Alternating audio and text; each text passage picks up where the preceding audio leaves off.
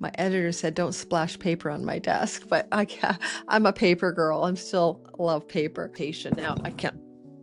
We used to love shows like the Lifestyles of the Rich and Famous. Remember that one? And now we're like, do we have to? Please not. Let's not. I lived through the 70s, the bell bottoms, the flower power, the hippy dippy era really took off in a mainstream way in the early 70s. And here we are. Can you tell that I'm trying to look like I'm a hippie girl in the 1960s? I just didn't have any big hoop earrings. I'm 64. Guys, I've lived through so many of these eclipse cycles compared to most of you. I can tell you, if I could have controlled them, I would have. The changes that happened were without my permission, right? There was no consensual agreements. They just happened.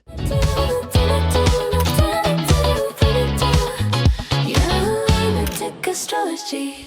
We have a solar eclipse coming. It is total, it is in Leo, it is with Jupiter, and it is extremely rare. In fact, to get eclipses back in this kind of Jupiter South Node Leo story, we have to take ourselves in a time travel machine back to 1991. So there's something going on in our heavens on August the 12th, 2026 that will be sort of just like when. We also have some comparison to a totality of Leo and a high degree, 27 degrees of Leo back in August of 1971. So you see what I'm kind of getting at here, guys. This is an eclipse that isn't all that normal. That said, eclipses happen in Leo and in Aquarius, across from a Leo, every 18 years. And this is the cycle that we're used to having when the North Node is in Aquarius and the South Node is in Leo. In today's video, I'm going to draw your attention to this broader cycle of eclipses through this axis of your chart. And I'm also going to talk about how this uniquely might impact you based on the extraordinary rare arrangement of planets in our heaven.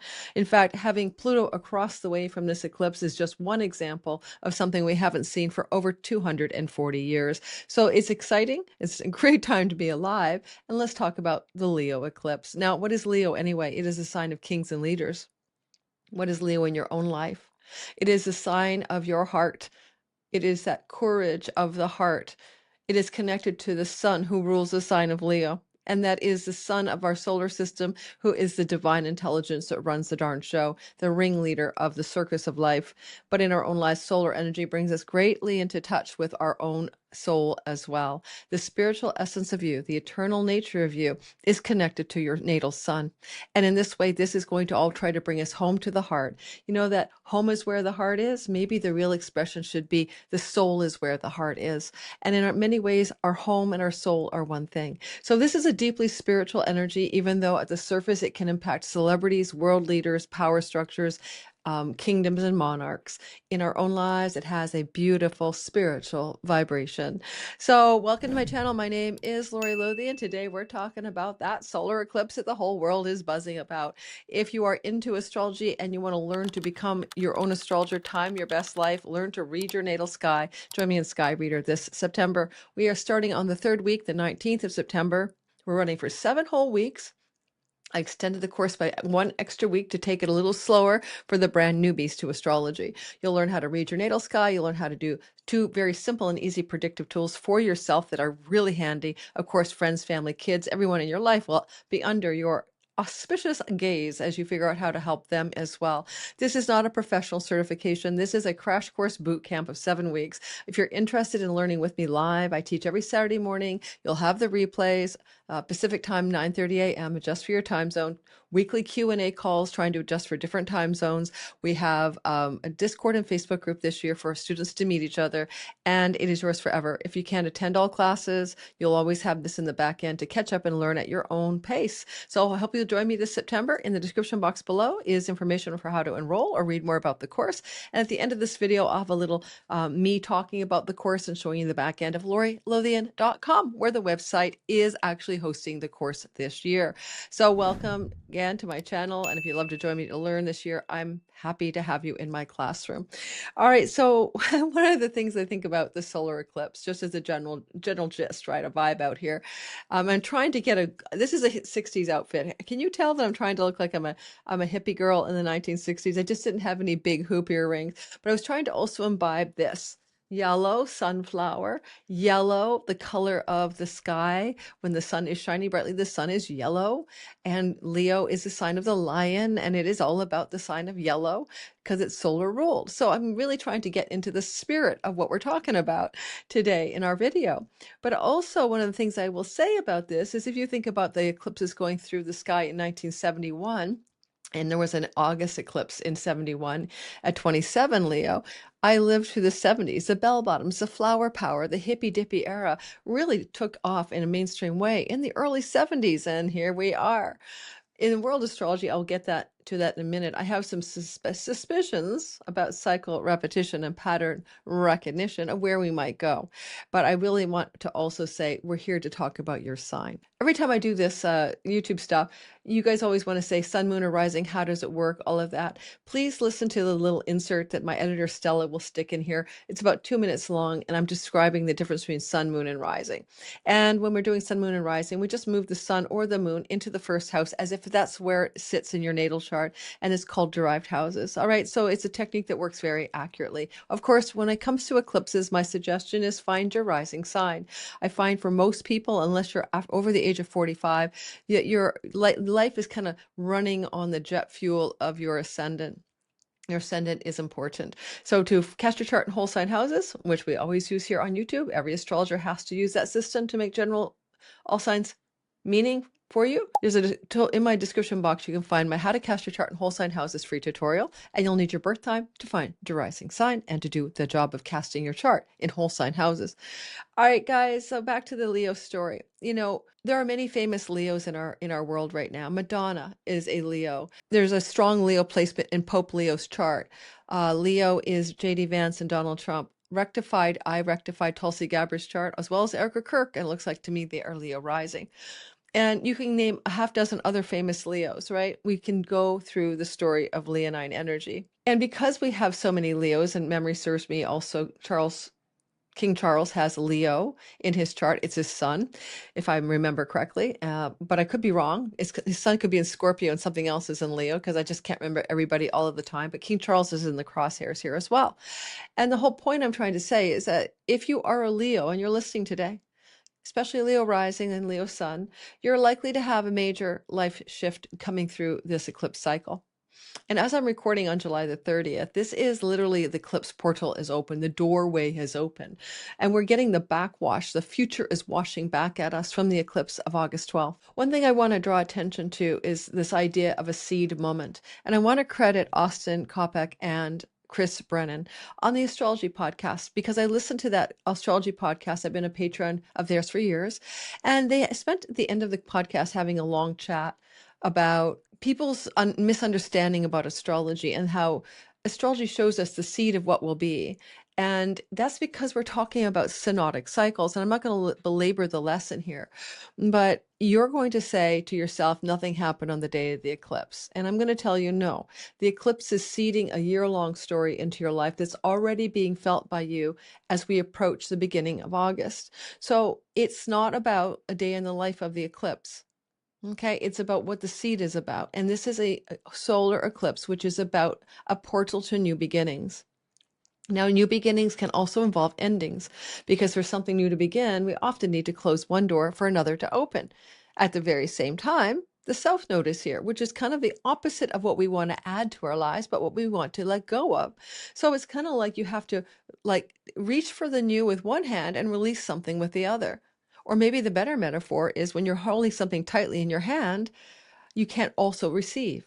So there's a quality of what we're all being asked to do in the geopolitical and personal stories is to not choose one or the other. It's a both. It's an and. South Node, K2, Leo, Jupiter. Some key phrases could be purpose over profitability. You know, it's the opposite of just chasing fame, fortune, and glory. In fact, the Leo sky is quite connected to fashion industry stuff, celebrity culture, pageantry and parades, splashy things, exciting sports events. The South Node is pulling down on that. It's like taking it down the drain or down the toilet. And I think in many ways we're going to see like the fashion industry is not going to be as successful because people are pinching their pennies. No one's out there going to get their Chanel or Coach wallet or something because, like, really, I can go to a thrift store. You know what I mean? Or we'll see a less excitement in the splashy world of the celebrity culture and maybe some loss of faith in it. We've already had a huge loss of faith in celebrity culture over the last few years as the dark side of celebrity culture has become known, like with Sean Combs and P. Diddy, for example.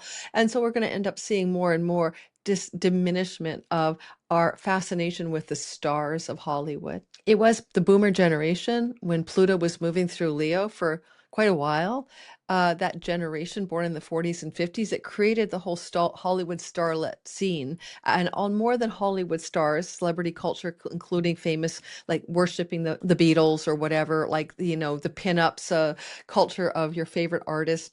There is just something there about that boomer generation, Pluto, born with Pluto in the sign of Leo, who is now, by the way, that generation experiencing Pluto in Aquarius opposite their natal Pluto. Very intense for you boomers. So that generation created like the real maximization of celebrity worship and culture. And with the South Node going through Leo, it wouldn't surprise me if we're going to have a major diminishing quality to that. I think there's a jaded quality in the general public and a bit of an exhaustion with the excess of the rich and famous. We used to love shows like the Lifestyles of the Rich and Famous. Remember that one? And now we're like, do we have to? Please not. Let's not. And there's a growing awareness of how money is consolidated and wealth in the hands of a few. And with Pluto out of bounds coming up at the end of this month of August, and with Pluto out of bounds indicating people take the power back from those who wield power over them. So the oligarchy or the technocratic culture of the few that control the wealth of the many, there's probably going to be a big shift coming through. And I think this is going to be an interesting time because if you want to take Jupiter and South Node and put them together in an eclipse era, we're also going to have to track back to the way the world felt around 1990 and 1991. And technically speaking, in my notes, we had the North Node, South Node axis going through with Jupiter South Node energy, the sign of the kings, the sign of the celebrities, the sign of the leaders, the sign of the celebrity culture. We had that very specifically happening in, where's my notes when you need them? I'm going to not give up because I had it ready for you. But worry not, here it is. My editor said, don't splash paper on my desk, but I'm a paper girl. I'm still love paper. It would happen. Don't cut me out, Stella. If I make rattling sounds, we're okay with that because this is me being me. This takes us back, right, to May of 1989 to November of 1990. That window of time, spring of 89 to the fall of 1990 is where we're overlapping with two stories. It was in August to November of 1990, that we had South Node in Leo, Jupiter still in Leo, and eclipses going through our sky that summer. So that's the closest we can compare, is kind of that window of August to November of 1990 to feel what it is like now, being much like it might have been back then. When I say that, though, when I think about living through that era myself, newborn child in August 1989, overwhelmed, exhausted mom, basically trying to keep it together, if you can only imagine. Oh, did I say 1990? Yeah. So August of 1990, but the eclipses continue to... No, that's about right. Yeah, that's about right. So by the end of 1990, heading into 1991, we're beginning to feel the end of that story of early summer of 89 to the end of the year 1990. But I was going to say what I can remember about being me back in that day. I mean, a lot of things were happening, but you might remember that we were beginning to have, about by 91, a downdraft in the housing market, a sort of, after a time of prosperity in house prices increasing dramatically or significantly throughout several years in the United States. I lived in New York City then, and I had moved to Washington, D.C. by 91. We saw the beginning of a downturn in the economic structures of reality. And that it's not a far cry from the same Leo eclipse cycle in 71 era as well. So that would have begun in November of 1970 to April of 72. And there were also some significant shifts in the economic indicators then. All said and done, though, what I'm really trying to tell you is that if you have a memory of your life back in 89, all through May of 89 to the end of 1990, you might be coming back into remembering that time and reconnecting to themes in your life that played out back then. It's not exact. Of course, we have Pluto across the way. We have the outer planets in completely different places. The sky rhymes. It doesn't carbon copy itself like a photocopy or anything like that, but it's similar energies for you and for me and for the world. The other thing I want to mention is, of course, back in December of 2007 to August of 2009, we also encountered Leo North Node eclipse energy. No, Jupiter was not there, but we did have the same pattern of the sky playing out.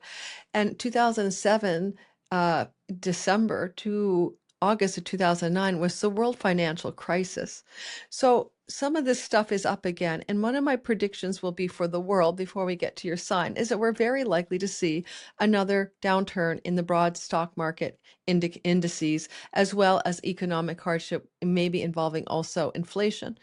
And well, the price of gold tends to go up when Jupiter is in Leo. It doesn't always happen. In fact, out of the last 6 times Jupiter went through Leo, because gold and sun and Leo together are about the golden markets, it hasn't always been true. It was true, though, in the 1990 period. 1990, that did show up as gold prices increasing, but otherwise, Jupiter in Leo has not always tracked that way. So you'll have to keep your eye on that story.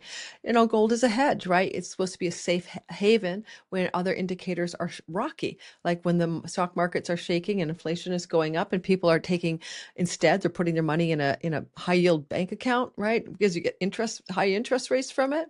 That's the kind of vibe I'm talking about. One thing I would say about Leo, and this is my world astrology section, then we're moving into your sign. One thing I'll say about Leo is that it is often about people in power, and solar eclipses, the sun represents leader energy.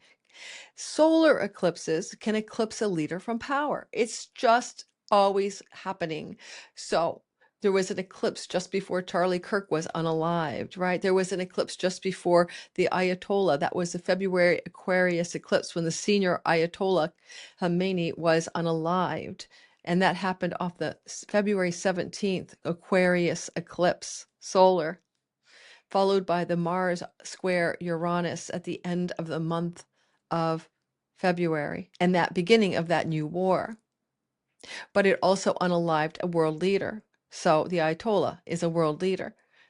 And so was, in his own way, Charlie Kirk. He was a leader of a movement that was very powerful and gaining traction in the United States.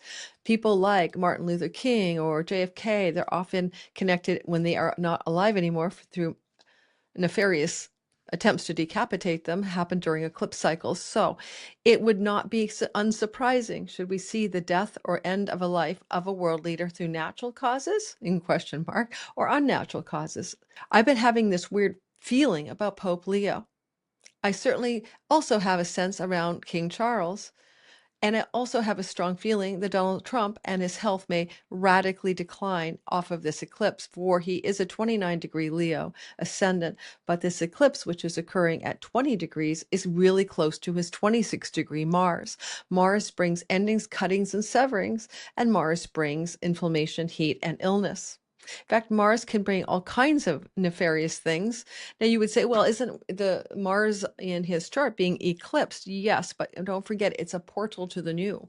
So something is also saying, what has to change here in the way this is operating for him, his reality. And so if you were to think about him in his own life and do the research, because I'm not going to do it for you, and you go 2007 to 2009, December to August of 2009, what happened in his reality when these types of eclipses went through the Leo sky and the Aquarius sky? His body is Leo. He's a Leo rising. It's his physical form, persona, and mask.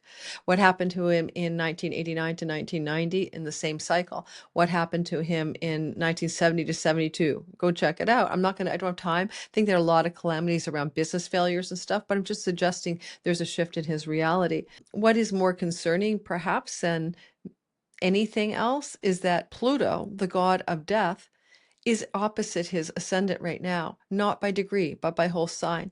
In fact, that is for him as a leader to have a sort of Pluto, death and rebirth, sure, but also just death, opposite his Mars, opposite the eclipses, opposite his ascendant, opposite his natal Pluto, puts a lot of pressure on him that he hasn't seen before ever, because he's never before had Pluto in Aquarius with south node eclipses in his sign of his body. The only saving grace may be Jupiter, but what people don't know about Jupiter, first of all, you don't always get what you want, you get what you need. Jupiter's famous Rolling Stone mantra. But also Jupiter is a planet that has been corresponded to people leaving their bodies over and over again. I've seen it in charts of famous people and also clients. So we can say safely that there is a time of peril for the leader of the United States, starting even now when I'm recording July 30th, all the way through to the eclipse itself on the 12th, and then its fallout window of time, which can be literally within a year afterward. And that's why we're talking about seed events. We're talking about things that are put into motion, like an inception, like a new moon. We all do our new moon ceremonies. We just set intentions. We all do that, right? Some of us do. And that is the same idea. It's a seed for something new. And it's going to strongly impact not only Donald Trump, but J.D. Vance. J.D. Vance also has his ascendant in the sign of Leo, and all the other famous people that I've mentioned earlier on. Okay, so I'm not going to belabor the world astrology today. I feel like gaudy. I feel so gaudy in this outfit. I feel like, my God, I think this is a vintage store where I got it from a vintage store. Feels like my mother would have bought this outfit, right? I could see my mom wearing it. She actually wore a mini skirt, so it's kind of funny. This is definitely not my style. Okay, so what I'm going to say next is your sign. I'm going to talk about how this works because of the Sabian symbol. And if you like this kind of content and you've been watching me for a while, or you made it this far into the video, please like and subscribe. Don't forget to hit the notification bell, hype the video if you like. All of these things truly help the channel grow. And I know that I say it all the time. We all do here, content creators working their asses off on YouTube land, but that really is the jet fuel or engine growth fuel of our channel. It's you guys just doing those simple things for us. So thank you. I appreciate it. And let's get started again. On your sign, I want to talk about the Sabian symbol before we talk about what you should do or could do, or where this eclipse, without a steering wheel, right? Eclipses are fated, destined stories that propel you forward in life, and you've agreed to it before you got here. The river of destiny is flowing through your story. But I love the Sabian symbol for this story, but more than I love the Sabian symbol, I really, really, really like Dane Rujar's interpretation. Now, I can't believe that Dane Rujar's book has got some yellow in it. Dane Rujar's story, he's like an esotericist, really, and mystical astrologer, passed away years and years ago, really was a forerunner on the Sabian symbols and taking them further. These are 360 degrees of a circle, 360 degrees channeled, little sort of Zen koan phrases by Elsie Wheeler, and then put into form by Mark Edmonds and now used worldwide. And they're very evocative, but they're also sometimes funnily literal. But this one is evocative to me. And are you ready for the Sabian symbol? Intoxicated chickens dizzily flap their wings trying to fly. Okay, so intoxicated chickens flapping their wings trying to fly. When we think of the word intoxicants, we think of Dionysius, we think of Bacchus, these are asteroids, and we also think of Neptune. And Neptune is sitting in that middle of that basket, and Neptune is in a Aries position, trining Jupiter in the sign of Leo. And so this eclipse gets a little bit of energetic Neptunian overlay.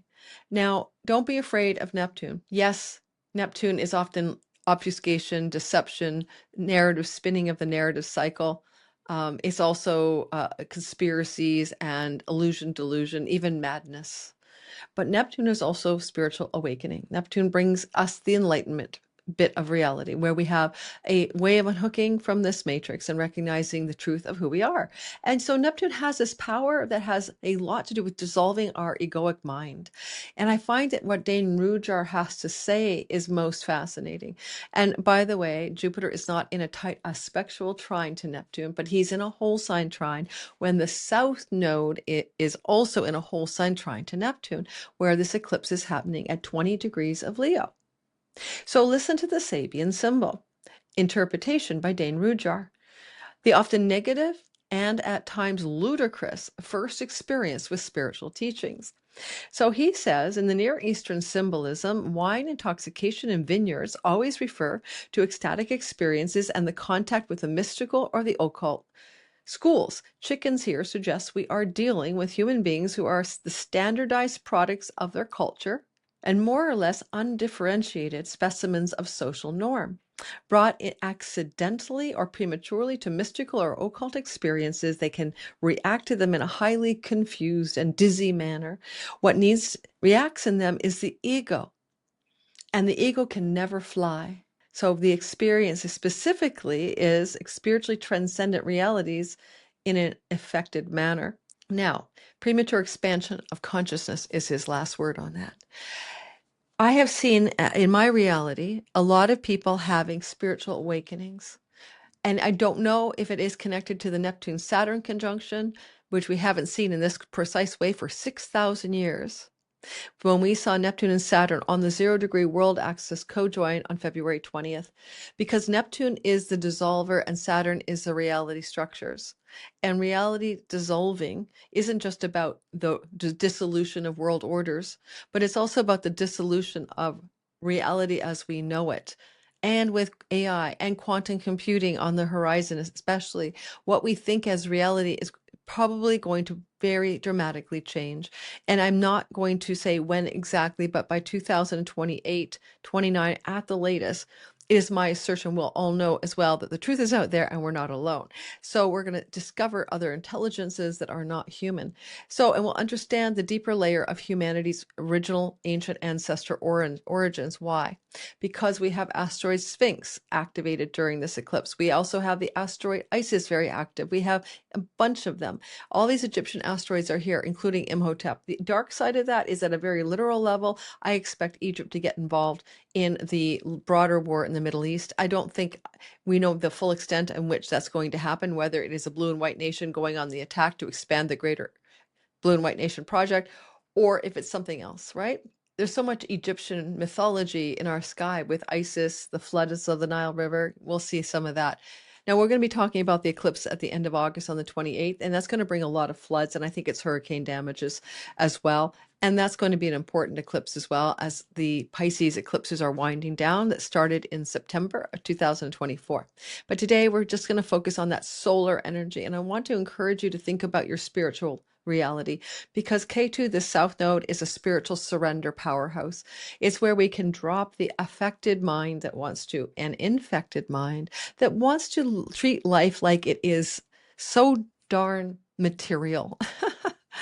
There's a paradigm shift that we're having collectively. We're going to move back into a more mystical, spiritual, heart-centered understanding of reality. I don't want to sound like one of these ascension channels. You know what I mean? Where I'm talking about, there's going to be an ascension wave and some of us are going to be timeline jumped. Well, it may be true. I don't know for sure it isn't.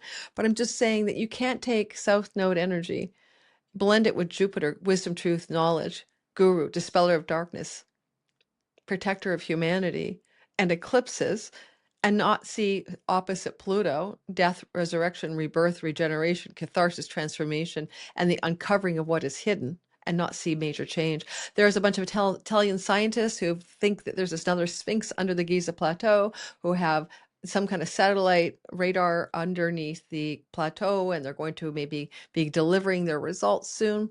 And we've heard a bit about them already. There's a lot of skepticism that they're actually seeing what they think they're seeing. Oh my gosh, why doesn't someone just dig up underneath the Sphinx and find out what's under there? Is it the Hall of Records? Is there information there stored way back 10,000 BC, 10,500 to 12,000 BC, when this Leo constellation in the sidereal zodiac was rising on the eastern horizon. The Sphinx is a lion pointing to the eastern horizon where the rising of Leo happened that many thousands of years ago. And in the Sumerian tablets, they talk about the watchers coming to watch humanity around 11,000 or so BC. So what I'm trying to say is what is underneath the Giza Plateau is likely some sort of historical archive to be discovered like a time capsule thousands of years later. And this is now thousands of years later. So my hope is that some of this solar eclipse, The light is shining in Leo. The Sphinx is leonine. It used to have a lion's head, they think, because the head is too small. It's disproportionate. Later on, a pharaoh head was carved as a lion's head was carved away. The water erosion on the Sphinx shows it's like at least 10,000 years old, according to a water erosion geologist dude who wrote a book about it and was scoffed at. So I'm excited. I'm excited for this eclipse. And I also know it's going to bring massive world leader change and the fall of world leaders and some celebrities, whether it's a metaphorical fall or a fall of their life force energy.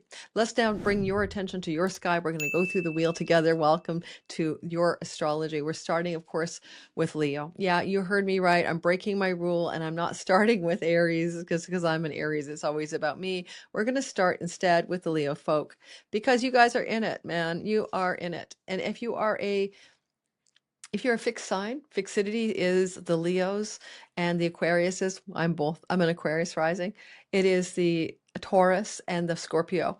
Sun, moon, and rising listening today, this is your turn. This is like a big grand cross energy, this turning the wheel of your reality. All right. And if you have your north or south node natally in these fixed signs that I've just mentioned, Scorpio, Taurus, Leo, Aquarius, then you're also either having a half nodal return, a nodal return, or a nodal square. Your life is also in the crosshairs of the wheel of fortune, changing dramatically your life story.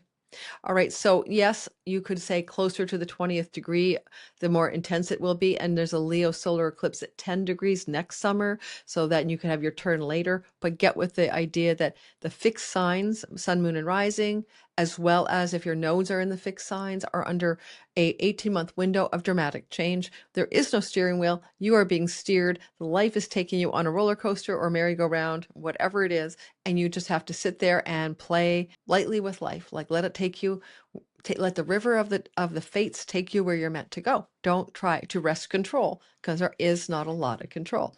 I'm not a fatalist. I'm just a realist. I'm 64. Guys, I've lived through so many of these eclipse cycles compared to most of you. I can tell you, if I could have controlled them, I would have. The changes that happened were without my permission, right? There was no consensual agreements. They just happened. Okay, I just bought this for $5 at a thrift store for this video, but I think this is the last time I'm going to wear this. I feel dizzy looking at myself. Honestly, seriously, if any of you are liking this outfit in the comments, I'm happy to send it to you in a little package if you live in North America and pass it on. It's a little bit much for me. Just let me know in the comments and I'll put it in the mailbox for you. We're going to talk just a bit before we do your sign about the asteroid Requiem in the sky right now. Requiem is a funeral for a well-known person, and it is activated with the sun during this eclipse. And as well, I'm going to show you a couple of other asteroids of interest, and we're going to then talk about your sign. So Riverside shut down in the middle of me trying to share my screen a minute ago. Yeah, believe it or not. So it gave me a chance to go back and make sure that I had covered the world stuff before we do your sign. Let's see if this time when I try to share the software, it doesn't shut the whole system down like it just did. So quick note to file, just a quick note to file. Venus will be in the sign of Libra, and she will be connected to Icarus, which is falling from the sky with the wings melting. This indicates somebody falling from the sky, wings are melting, and that's Requiem, a funeral service for a famous person. This could indicate that this eclipse could activate from the Leo sky something over here. Who or what are Libra people in the world may be a question of interest. Of course, the nation that has a blue and white flag is a very strong Libra rising, and this actual particular funeral service energy of Requiem is happening pretty well within degrees of the ascendant of the blue and white state in the Middle East. So there is something there to consider. You never know. There are other strong Libra people and placements in the world. Salacia and Saturn is major gossip and, gossip and stories that are scandalous coming out as well in our news cycle off of this eclipse energy. And I did mention to you that we also have the energy here of, this is Uranus sitting with the Sphinx. So shocking stories to do with information or news. Atlantis, that's the Sphinx. Maybe also in a sextile to the eclipse, generally speaking, whole sign sextile coming through our sky off this eclipse as well. This is volcano. We may have some volcanic eruptions. I forgot to put Isis in here. Darn it. Okay, well, Isis is involved in this story as well. Let's put her in together. Isis is a goddess who floods the Nile River Valley. Therefore, we look at her as fertility. We look at her as stories to do with Egypt. And we look at her as things to do, of course, with literal fertility and flooding. Now, if you don't need a flood for fertility, like to fertilize your soil along the riverbank, then it's always, of course, not always a great thing. All right, here we go. And we have also Iris. That's the rainbow. I didn't mean to put Iris there. I meant to grab Isis. Yes, they're right beside each other in my software. And there's Isis. Okay. Isis is with the whole Jupiter South Node eclipse area. So we can see some stories of floods coming through this sky. Don't forget, it's a seed event, not a flood necessarily on August 12th. Give it a couple weeks before, at least 3 months after, you'll see this stuff germinating, big flood stories. Finally, there is something on Jupiter, and it's an asteroid that has to do with death through blunt force trauma. A spear kills a dude in this myth, okay? I think it's Echolus or Silarus. Maybe it's Silarus. So we have blunt force trauma, death here. We have Leo energy. We have a funeral in Libra. Now, Libra belongs to certain nations. It belongs to certain people's charts, of course. It also belongs to, in a chart that belongs to Donald Trump, it belongs to his third house of media, social media, events that take place in front of a press corps, that kind of stuff.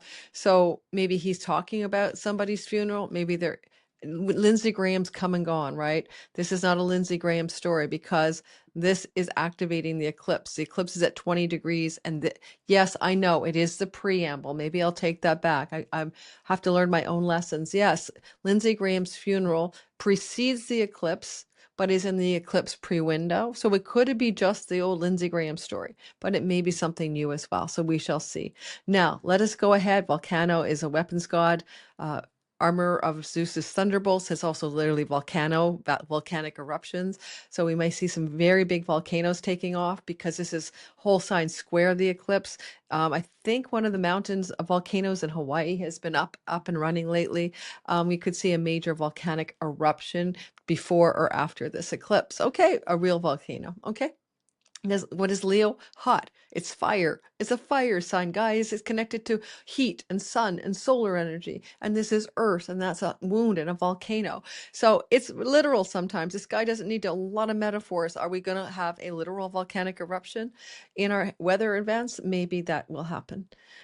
So let's see what happens. Let's talk now about your sign. Hello, guys. You always ask me, rising sign, sun or moon. How do I listen to this thing in astrology? Well, your sun is who you really are. Think of it about your spiritual essence, your divine light, the flame of your soul that lives forever, takes on a body, and that body is the ascendant. You might think of your sun sign like the actor who plays the role in the movie. Your sun is the real you, and the role you're playing in the movie, well, that's your rising sign. You tend to look like that sign. You tend to act like the personhood of that character in the simulation.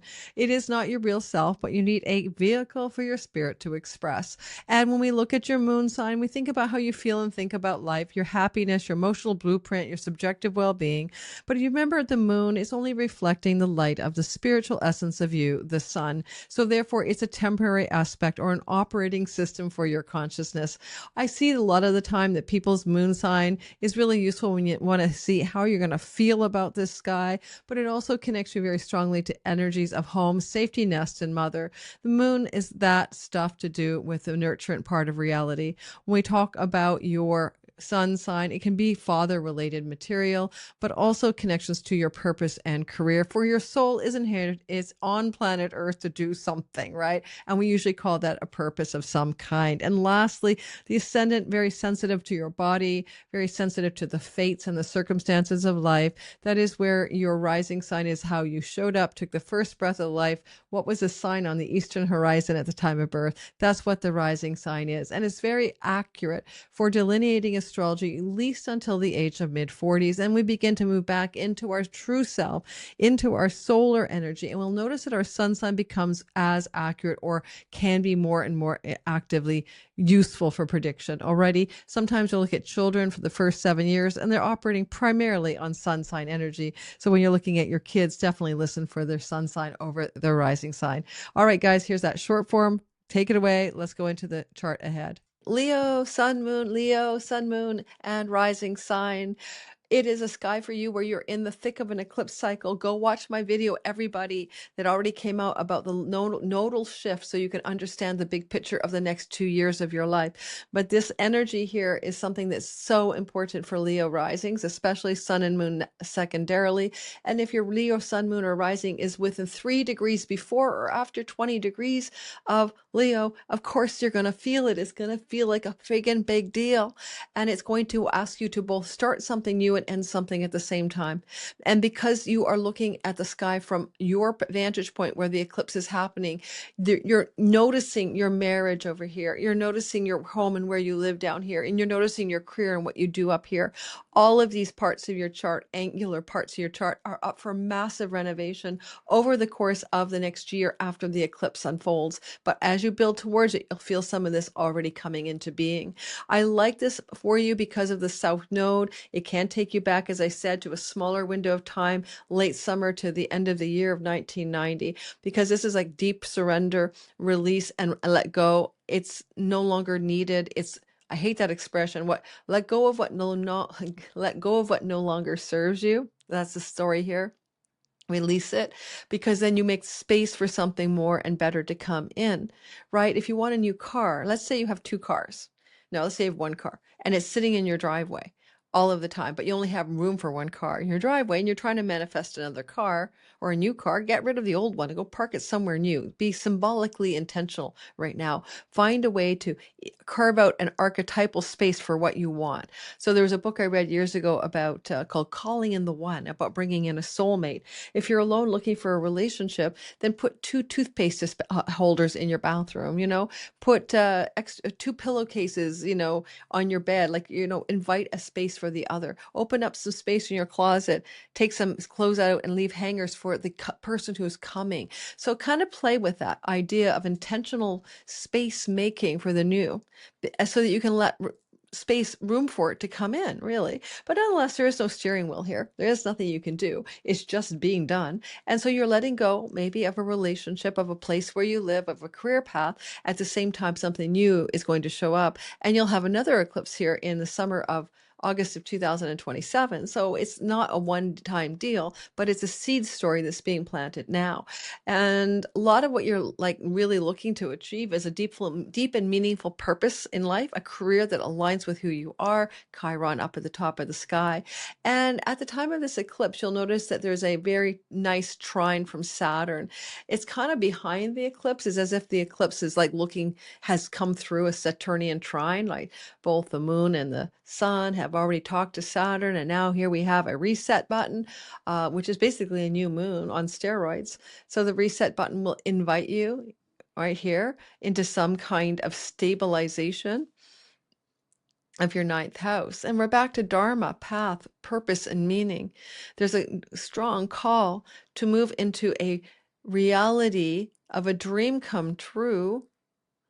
Do you want to go off to university? You want to travel the world, or is it just dharmic? Do you want to stick to landing on being in a life that you think is purposeful and meaningful? And if you are in a relationship that isn't right for you, if it's not the right one, that relationship that you're in can come to an end, because the South Node is allowing you to release whatever is across the way. And Pluto can be the death of a relationship, can be the rebirth of a relationship that's important to you in love, in committed love. And with Jupiter ruling your romance house, for a lot of Leos, there's some very important shifts going on in committed relationship storylines, although you may not see the full extent of what this is telling you. So if you're single, of course, with the North Node in your 7th house, you can bring a new soulmate partner in. But if you're with someone already, there is major changes. Ultimately, the North Node eclipse that happened, the eclipse that happened in February 17th is already showing you if changes need to happen in your marriage or long-term love story. Or if you're single, there becomes the invitation to something new, to finding a life mate over the next year or two. In your shoes, with Jupiter protecting you, That's what he does. You are well received by Jupiter. You will be on your feet no matter what. You will find the new home, the new job, the new relationship, if any of those come to a close. So there is an auspicious quality, and Mercury here is also helping out. You'll get the information you need to move into the next phase of life. As I said in the introduction, you can compare notes to your reality on the same cycle that happened in December of 2007 to August of 2009, or May of 89 to November of 1990, or November of 1970 to April of 1972, when we had the same type of eclipse structure here, yet Jupiter's protective force only applies to the 1990 time frame. Let us continue. Virgo, sun, moon, and rising sign. First of all, the eclipse will feel subtle unless you're a meditator, unless you're a spiritual seeker, unless you're somebody who spends a lot of time in his or her inner life. For a lot of you, this is a very deep place where you're unbinding yourself from karmic patterns, past life stories, ancestral shackles that hold you back. And because it's that subtle realm of the 12th house, there's a lot of ways also, this is the horizon of the rising sun. You are rising through what you are releasing. This is often like the letting go house itself, the surrender that allows for the deepest level of spiritual enlightenment.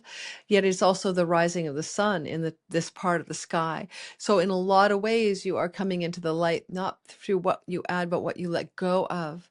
And I think that if you think about your life historically, where solar eclipses have happened with the south node here, December of 2007 to August of 2009, May of 89 to November of 1990, and November of 1970 to April of 72, those sort of cycles of the nodes in Leo and the nodes in Aquarius specifically, you might be able to see where you deep dove into something much more spiritual or powerful underneath the surface of your life.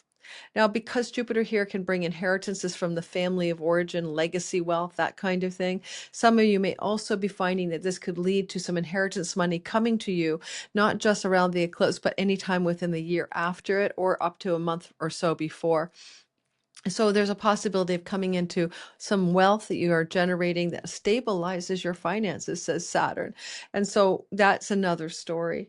And if any of you have a yearning to travel abroad, go to the ashram, do a pilgrimage, meet a spiritual teacher, this story opens up for you as well. In fact, some of you could move your home to a foreign land in the year or two that follows these kinds of eclipses that will be generating this energy for you for quite a long time, right? All the way through for 2 more years, like until we got another eclipse next August. So until 2028. You might want to compare notes. Most of us haven't moved to another country and will never move to another country or have a significant relocation under these eclipses. But if you do, it's destined and it flows. It can just be a change of home because Jupiter rules your home and there is an eclipse here. So my Virgo rising daughter had a change of home, right, in 2007, 2009. So that makes a lot of sense to me as well for her. So it can just be a change of home as well. You might want to buy a home, sell a home, buy a home with a significant other in your life, relationship partner, all of that stuff. I do not mind that this eclipse is flowing to Venus in your second house. It's likely to increase your financial security, and most Virgos will feel an uplift in their financial possessions and security, even if some money falls away, even if a job changes. There's a possibility of a sort of a jolt of unemployment here or losing interest in a job you already have. But Venus is trying to secure some stability with Saturn in the money axis, and Jupiter is supportive of that. Some of you might want to retire. There's a retirement signature from a career. Some of you may want to retire from a specific profession. And this eclipse could help you go in that direction. So pay attention to that as well. And I like the idea here that If you were at all interested in your dreams at night, with Mercury, the dream messenger, pay attention to the eclipse itself of August the 12th. That portal itself can bring your attention very strongly to the idea of what it is that the messenger of the gods has to tell you. It may seed you with something very powerful. It may give you the information you need about the changes you're seeking in your life. I think a lot of you have been thinking about quitting your line of work or your job based on the Mars Uranus story that has been going through there several weeks before this. And now there's going to be more evidence for the direction you want to go next. Anywhere from retiring from a profession or job or career to wanting to simply change it. Okay. Libra, sun, moon, and rising sign. I am so having a bad hair day. Libra, sun, moon, and rising sign.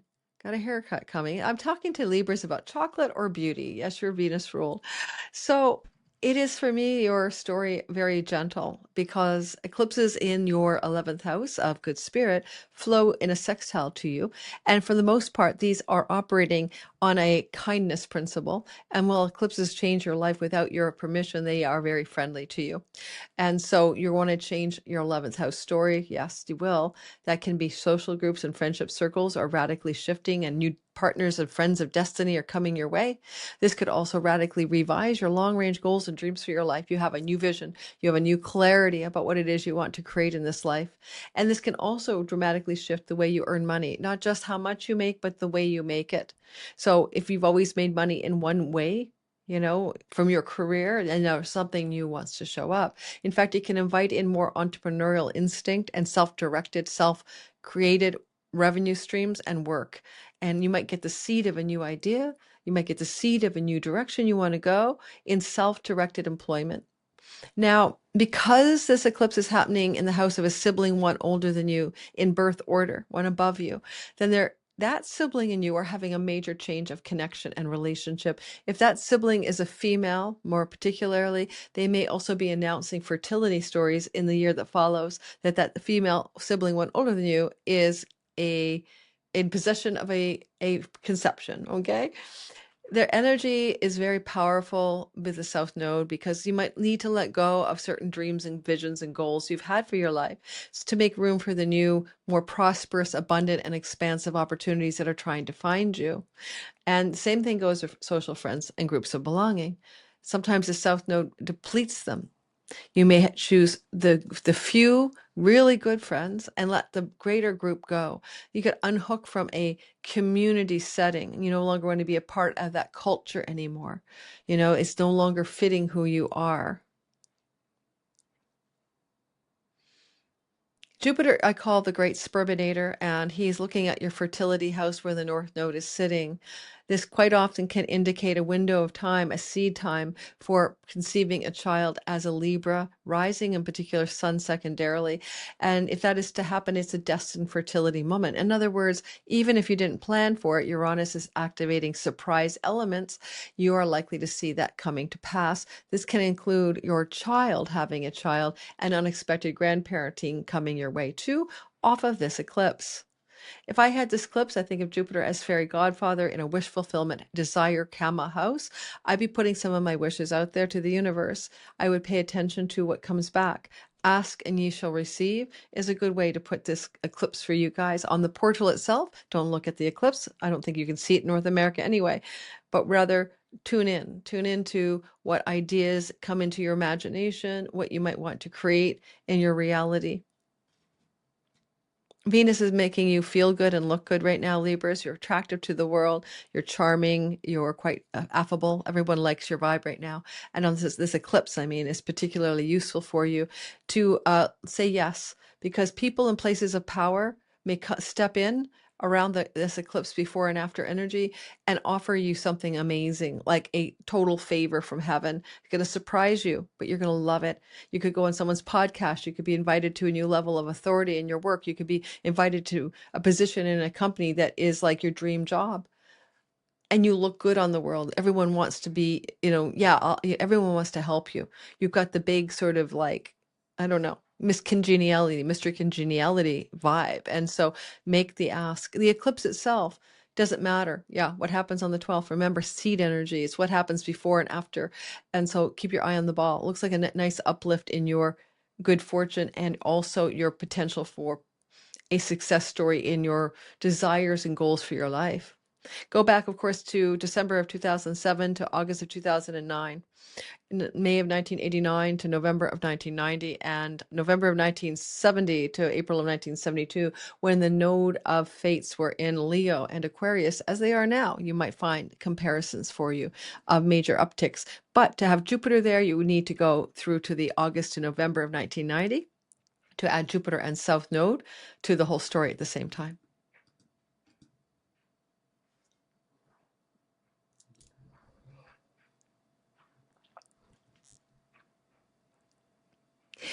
If you're a Scorpio, you are fixed. And I talked about this in the introduction. This is indicating that this is a major life's turning point. This is going to be something that will turn the wheels of destiny for you, and the axle of your reality is spinning. What is going to change is likely your career. What is going to be in something new that's trying to be added as something old is let go of is what you consider your professional accomplishment in the world. However, because Jupiter's sun can represent father figures in your life, and because, we have eclipses, there can be an eclipsing of a father figure. The house and the sun together is an eclipsing of a father in your life. Now, it doesn't have to be your good old dad. It could be your grandpa, it may be a great uncle or something. I'm just telling you. You should know that, right? We're not talking about young people. I'm talking about your kids. I'm talking about authoritative father figures. And therefore, that eclipse can bring the end of that relationship, whether the relationship falls apart or the person is unaliving in themselves. I mean, I don't mean that way. I just mean they're come to the end of a lifespan.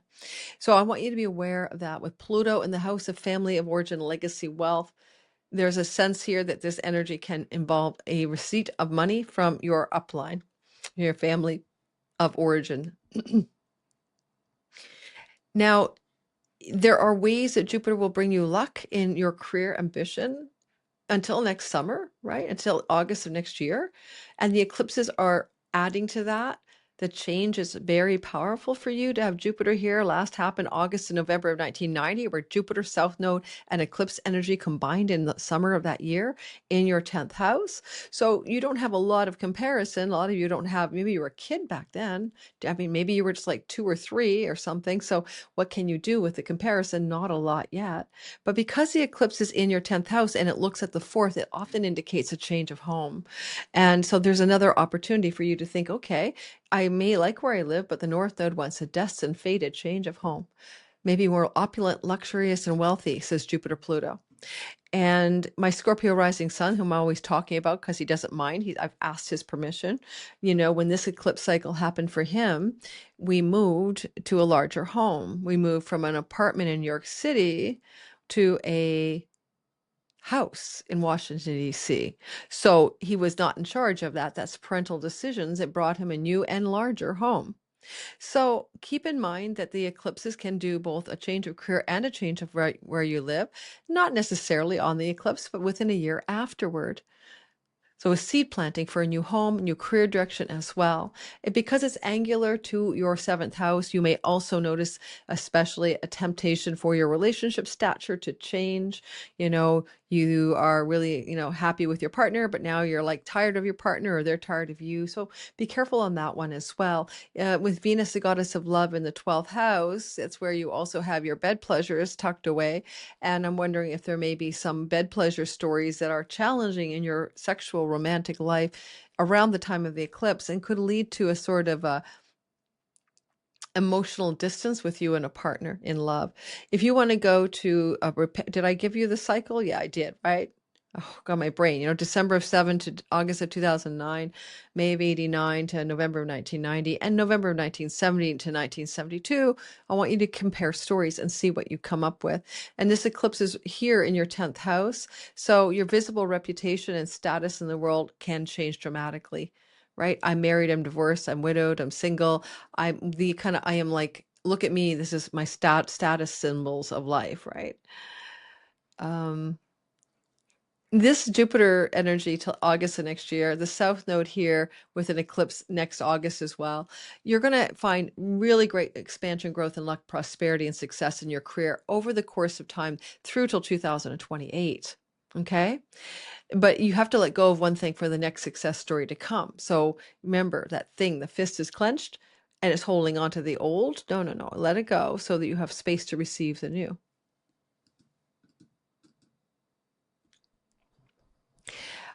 It is Sagittarius, ruled by Jupiter, who is attending an eclipse event in your ninth house. Ninth house is your house of God and spiritual truth, knowledge, and wisdom, dharma, life path, meaning. It can connect you very strongly to father figures as well as to matters of international travel, courts and justices, and book publishing. All that said, this is where you're having change and luck, but also release and surrender. I like this a lot if you are into the publishing industry with the North Node in your house of writing. Sagittarius who want to publish can. This can compel you to want to travel abroad, to travel on pilgrimages, or to just travel in general more than you normally do.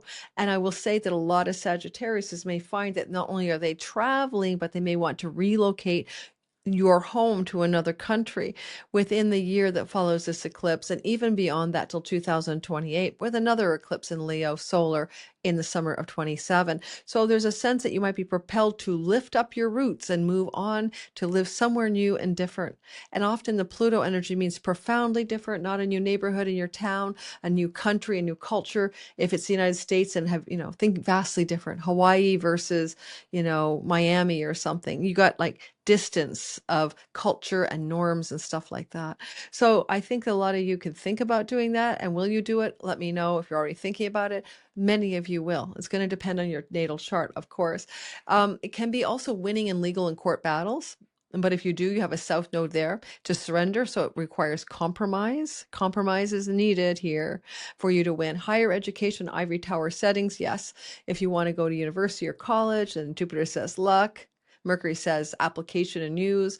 And of course, the South Node says release. So I wanted to go to Harvard, but only got an acceptance to Yale. Oh, well, too bad, right? Take Yale. So there's something there about a compromise.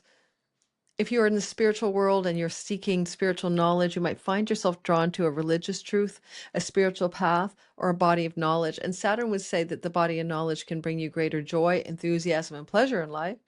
But, ultimately, any kind of spiritual seeking requires a kind of, the books are here, right? It's been established. There's a lot of literature, parchments, and scrolls to define this path. It's not New Age, basically. You could find yourself coming into a contact with a very important spiritual guide. It can be your, pastor, rabbi type vibe, but it doesn't have to be. Somebody may enter your life destined that it's going to really be a guidepost for your reality. Like you could be a life coach, a business coach, you could be a spiritual teacher of some kind, but this can often indicate a need to find a spiritual hook up to the divine, the hotline to God, and you will look for guides and mentors to bring you that connection. Now, because you can put father figures in both the 9th and 10th using different traditions, there can be abundance coming to you from a father figure. All right. So what is a father figure? Someone you look up to who's male and has authority. Yes. It can be also money from a sibling 2 older than you in birth order, or 4 younger than you in birth order, and some prosperity generated from that sibling as time goes on off of this eclipse, if that makes any sense to any of you. There may be a huge jolt of unexpected surprise for bringing you a new love story. You're one of the signs that can find a new love story from this, but look for that new love story from groups of friends, social circles, friends of belonging, and introductions, or because you are traveling in group settings with groups of people, or because you're traveling with other groups of people, right? Like on a cruise or on a trip in which others are there with you. Under those settings, Sagittarius who are looking for a relationship could definitely find a new relationship. Okay?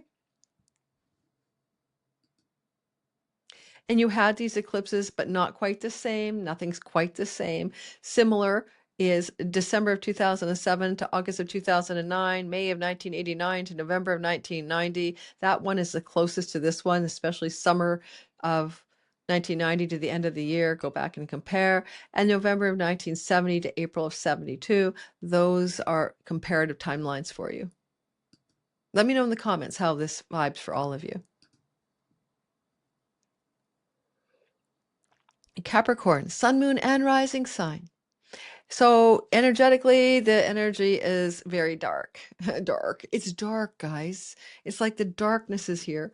Hidden eighth house. You can't see it from where you sit. All right. So Capricorn, sun, and moon, as if you're in the first house here in Cap or the rising, you can't witness this. It's called the aversion. It's a quincunx.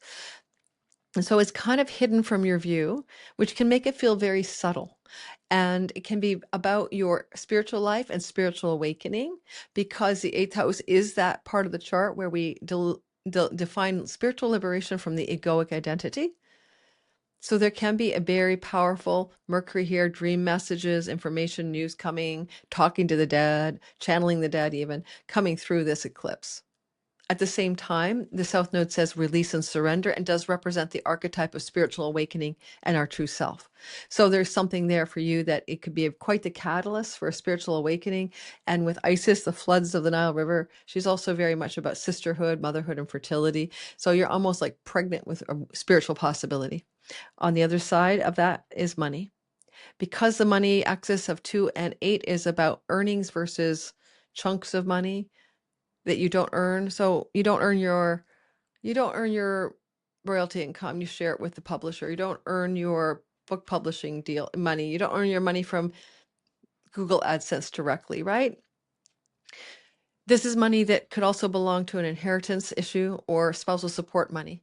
South Node can be a letting go. So like say you're paying spousal support, Jupiter is luck and truth and justice, and the South Node is release and surrender. So you could be getting off the hook for those kinds of payments. The energy here can also open you up to money that connects to investment money taking off as well. One good speculative stock investment taking off, like a volcanic eruption, says Volcano. So it could heal you there, you know. Money that comes through the eighth house can be kind of venture capital funding. It can activate consulting money for you because of the fifth house, where you're not like getting money from a 9-to-5er, but you've got a consulting gig. So it can bring you some money. So that's the good news. Prosperity is here if you need it.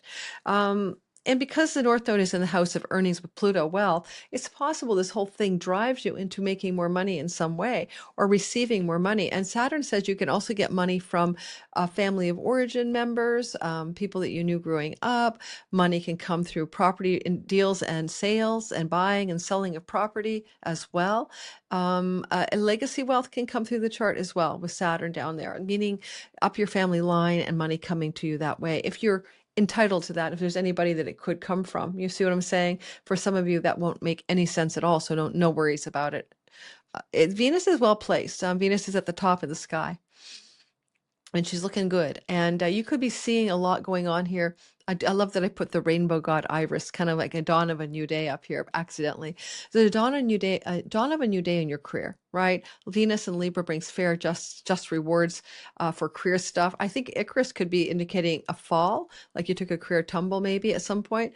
But here we are seeing a rainbow up there with Venus, and she's in a broad sextile to the eclipse, and she's sextiling Mercury, Jupiter. So career opportunities can come through off of this eclipse for Capricorn's looking for some kind of livelihood, some kind of work, especially with Uranus. It's like a surprising lucky break in a career story for you. So let me know how that plays out.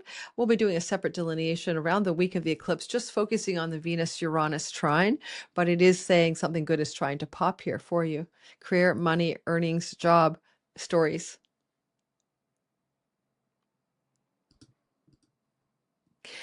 Aquarius, yes, I am one of you in my gaudy 1960s outfit. Please tell me, does anybody want it?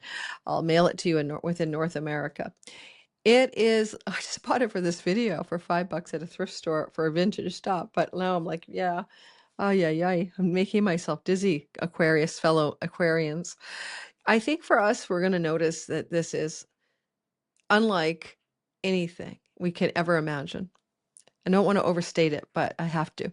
How is it for you, a fellow Aquarians, sun, moon, and rising? I'm a rising. That we have Pluto in our sign. For me, it's been an absolute eye-opener, and in the best possible way. I can't even begin to talk about where I've landed now with this energy in my house of my ascendant. And so it's really put me in a place of a kind of authoritative inner power that I've never known before. And I can say I don't suffer fools gladly, but that's the simplest and most dumbed down version of this transpersonal God in a once in a lifetime story until 2044. And against the backdrop of that, oh, here comes an eclipse. It makes the eclipse seem ordinary. The eclipse is in our seventh house. We've done this before. The seventh house of marriage partnerships, long-term committed love, and business partnership deals, and legal matters with documental signing. We've done this before. We've had Jupiter there. South node, not so much. That's what makes it very unusual, Jupiter and the South Node. So just to compare before I give you some stories of you and me, December of 2007 to August of 2009, we had the North Node, South Node in Leo-Aquarius this way, North Node in our sign, expanding who we are, expanding our prioritizations for worldly success, but also South Node pulling on the sort of the flush it down the drain, right? Of your seventh house of marriage and committed love. And it's angular, you're fixed. So it impacts your career and your home as well down here. For example, in 2007, December to August of 2009, I sold a house and I got a divorce. Legal divorce in that window of time. Well, no, I was already separated and divorced. So let's go back to it. Yes, it was really about the sale of a property with my ex-husband at the time. We hadn't actually finalized the divorce entirely. There was some loose ends that were finalized once we sold the joint property. And so you can see that both separation, divorce, endings. So that was important. South Node, eclipses in the house of marriage, activating the fourth house of property, land, and real estate. So it's very literal. But Jupiter wasn't there back then. It was just the story of the eclipses and the nodes. Similarly, by the way, in May of 1989 to November of 1990, there was eclipse energy in the seventh house. And so there was something to do with that same story, but without Jupiter. And of no surprise, I moved my home from New York City to Washington, D.C. It seems to really whack me in my fourth house. It also was a time of changing career under both of those eclipses. And, I had a newborn baby by August of 89. So it led me to step away from my journalism career and go into a completely different direction.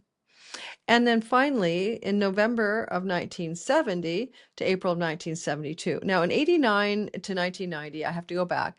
Between August of 1990 and the end of the year until like mid-November, we had Jupiter South Node energy. So it's kind of like time travel back, fellow Aquarians, to your marriage, your home, and your career stories. Kind of take yourself to late summer of 1990 through till the end of the year, even into the spring, right, for the lingering effects of that eclipse.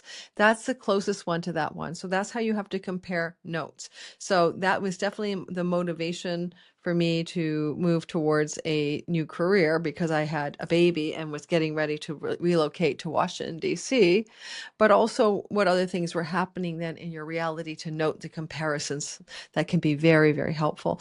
November of 1970 to April of 1972, I was but a youngin'. Was there a major change of home? No. Was there a major change of my marriage? Absolutely not. So when I was that young, I don't know if you go back to that age, I would have been, 8 kind of thing, 8 to 10 years old. And the biggest thing I think I can remember there was the death of a grandparent. So major life changes in the life of a child, right, would be something like you're under your control, but activates your fourth house of family of origin. So a loss of a family member. So those are some stories for you to consider. It's going to be different this time, but let's talk about it. So Jupiter is going to bring you luck. South Node is going to bring you destiny. Destiny and luck in your house of your audience, your marketplace, your customers, and your clients. That's what the story is. But also long-term committed love. If you're not in a relationship and you are single, then there's a strong possibility, especially with Uranus sextile from the 7th, that a swift-moving, unexpected lightning bolt of a new love story will come your way. The South Node will always make you feel familiar with the person. This is like, oh, I feel like I've known you for a long time. If that is going to happen, you will have a sense of that recognition with that person. And because we also see that Jupiter coming into this place, if he's to bring love, sextiles Venus in the ninth house, the love story may be emerging from a foreign land, a foreign shore, international person, destination, culture, or through international travel, or through other things that the ninth house represents, including one's spiritual life, churches, communities of spiritual practice, or anything along those lines. And I do want to say that Jupiter, if he's going to bring you a love story, is going to bring you somebody generous, magnanimous, wealthy, spiritual, or true. So if there's a case for earth-shattering true love, says a single Aquarius, this is the one that can bring it, not just in August 12th and I say a month before, but up to a year later. It's a seed event, right? It's a seed event. The closer your ascendant is to 20 degrees, the more you're going to feel it. The closer your moon and sun are to 20 degrees of Aquarius, the more you're going to feel it. All right, so keep that in mind. Next year, August of next year, there'll be an eclipse at 10 degrees of Leo, right? So there is that time frame that it'll feel very, very familiar to you again. Now, I want to mention one more thing, and that is that there is a strong indication of a change of home for you under the fact that Chiron is sitting in the fourth house in a T-square to Jupiter and Pluto. And so of all things, the most obvious outcome here is most likely a significant geographical home change for many of you within the year after this eclipse, or even if you take the same energy off of next summer's eclipse within the next year and a half to 2 years. So there can be an unexpected, almost eruptive volcanic change of home, right? Because volcano there can bring you sort of like an eruption energy. Hopefully you're not going to move because you're living under a volcano, but you know what I'm saying. Why would you move, right? Maybe because there's a new relationship, maybe because there's a new career opportunity, maybe because, but it looks very home changey for many of you.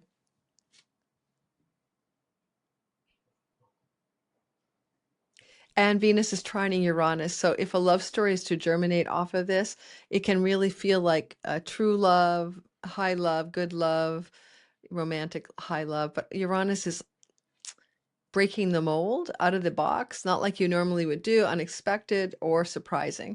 And Venus, ninth house, highly dharmic, aligned, spiritual values might be similar. But anyway, I might be projecting. If you're already married and you're with somebody, you're going to have to find a balance here because Jupiter South Node is saying Aquarius need to find the letting go at the same time the expansion is happening in the relationship. And your significant other for Aquarius risings, if you're with somebody already, this is their world. They're prospering, they're expanding, they're growing, they're having fated and destined changes of their own life circumstance. But they also are releasing, surrendering, and maybe even enlightening their lives. And that can be how you see as an Aquarius the other person that you are currently with. All right, so good luck with that. And oh, grandchildren and unexpected surprising opportunities for Aquarius is to become grandparents in the next year after the seed eclipse. All right, Pisces, sun, moon, and rising sign. I am so excited for you. We have an eclipse here that is going to traction out some kind of potential turnaround on health challenges. You got opportunities for pets and rental situations, property rental, pets, but also your work, your livelihood, prosperity, expansion, and growth. Jupiter rules your 10th house career. You might have to release or surrender one thing, but you might also tap on past life abilities, past life talents in order to experience a uplift in your growth, in your purpose, and your career matters. And by purpose, I mean visible reputation and accomplishment professionally. And because you also have Saturn retrograde in the second house of making money, there's a potential to make money in ways you've done before and stabilize your finances through new work-related opportunities. This eclipse is already germinating an energy field up to a month before August 12th, and it will continually flow. By the time you get to like August 1st, it's really in play, and then it will continually outpicture itself for up to a year later. So it's a seed event before and after, and it looks like some work opportunities for a lot of you Pisces, but the retrograde retrograde Saturn might hint at something you've done before, something connected to the past, and it may also involve more like entrepreneurial or consulting work, but it may also be a real job. So I'm not too sure. It can go both ways in this chart. Because this is going to make a big dent on a part of the chart that has to do with travel. It's possible you're going to be doing more travel than you normally do. The Scorpio Taurus axis is square. So any kind of new opportunity for work or job or money-making endeavors may involve more travel than you normally would experience in your reality. So there's more of you getting flying the friendly skies or hitting the road, Jack. You know what I'm saying? Getting in the travel mode for prosperity work-related matters. However, the exception will be you work in the spiritual, so you work in the online world, you have a digital income, that's possible, and your digital income borderless revenue expands and grows coming off of this eclipse. And if you're like looking for real work and you're not like a content creator or something, or you don't work online mostly, then this is also going to then probably translate to more travel. With the Venus flowing backwards, towards Uranus, who's applying towards Venus, there's surprises. Looks like money surprises, property surprises, real estate surprises, surprises in opportunities to move your home if it involves rental,